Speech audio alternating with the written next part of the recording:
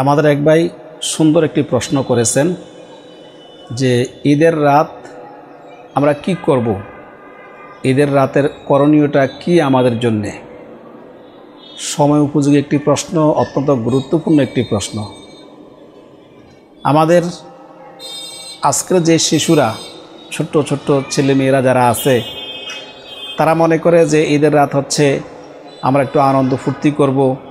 এই আনন্দ ফুর্তিতে গিয়ে আমরা ফটকা ফুটাবো, বাজি ফুটাবো, দৌড়াদৌড়ি করব, এটা আমাদের ছোটদের ধারণা। আর যারা যুবক যুবতী, আমরা যারা মধ্যবয়সী রয়েছি, বিশেষ করে আমাদের যুবক যুবতী ভাই এবং বোনেরা যারা রয়েছেন, তারা মনে করেন এই ঈদের রাত আনন্দের রাত, আমরা এক বন্ধু আরেক বন্ধুকে মেসেজ দিব, এক বন্ধু আরেক বন্ধুকে আমরা শুভেচ্ছা জানাবো, শুভেচ্ছা বিনিময় করব, এটাই মনে হয় ঈদের রাতের কাজ। এইভাবে আমরা বিভিন্ন রকম ধারণা পোষণ করি। না ভাই, আসলে ঈদের রাতটি অত্যন্ত গুরুত্বপূর্ণ রাত। এক হাদিসে প্রিয় নবী সাল্লাল্লাহু আলাইহি সাল্লাম ইরশাদ ফরমান, তিলকাল লাইলাতু লাইলাতুল জাযা, যে ঈদের রাতটি হচ্ছে প্রতিদানের রাত।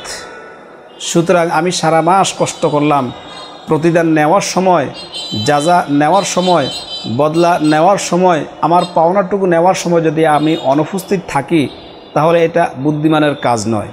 তো এই জন্য সারা মাস যখন আমি রোজা রাখলাম, সারা মাস তেলাওয়াত করলাম, দুরূদ ও ইস্তিগফার করলাম, সমস্ত আমলগুলো আমি আমার সাধ্য অনুযায়ী করেছি।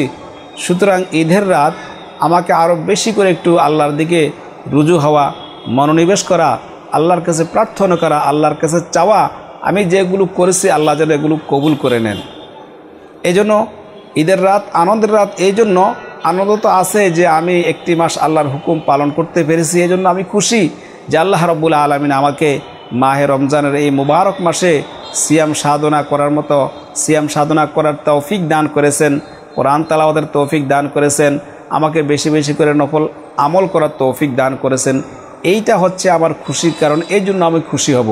পাশাপাশি এই রাতকে হাদিসের ভাষায় যেহেতু লাইলাতুল জাযা বলা হয়েছে, প্রতিদানের রাত বলা হয়েছে, এই জন্য আল্লাহর কাছে বেশি বেশি করে চেয়ে আমাকে নিতে হবে।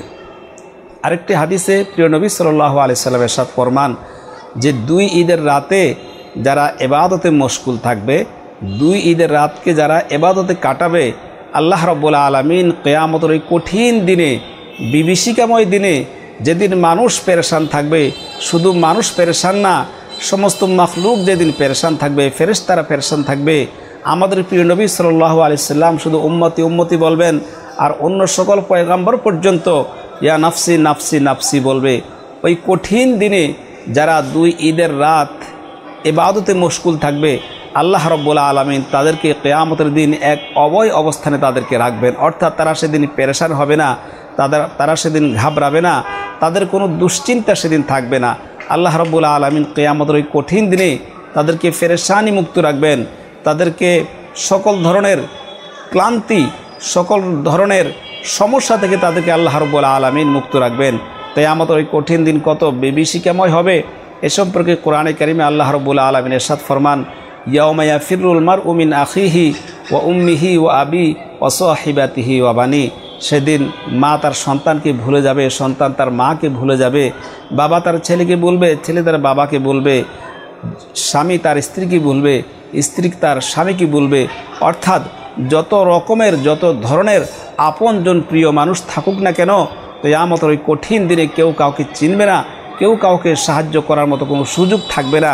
প্রিয় হাজিরিন, এই দুই ঈদের রাতকে যদি আমরা কাজে লাগাতে পারি, দুই ঈদের রাতে যদি আমরা বেশি বেশি করে আমল করতে পারি, আল্লাহর ইবাদতে উপাসনা যদি আমরা মশগুল থাকতে পারি, তাহলে কিয়ামতের ওই কঠিন দিনে, বিভীষিকাময় দিনে, যেদিন সকলে নাফসি নাফসি বলবে, আল্লাহর কাছে ফরিয়াদ করবে, আল্লাহ রাব্বুল আলামিন সেদিন তার ওই বান্দাদেরকে যারা দুই ঈদের রাতে ইবাদত করবেন, তাদেরকে পেরেশানি মুক্ত রাখবেন, তাদেরকে সকল ধরনের কষ্ট ক্লান্তি থেকে তাদেরকে মুক্ত রাখবেন। তাই আমাদের সকলকে এই দুই ঈদের এই গুরুত্বপূর্ণ রাত্রিকে শুধু আনন্দ ফুর্তিতে আর SMS আর বন্ধুকে শুভেচ্ছা জানানোর মাধ্যমে না কাটিয়ে, বরং আল্লাহর ইবাদত উপাসনার মধ্যে কাটানোর তৌফিক দান করুক।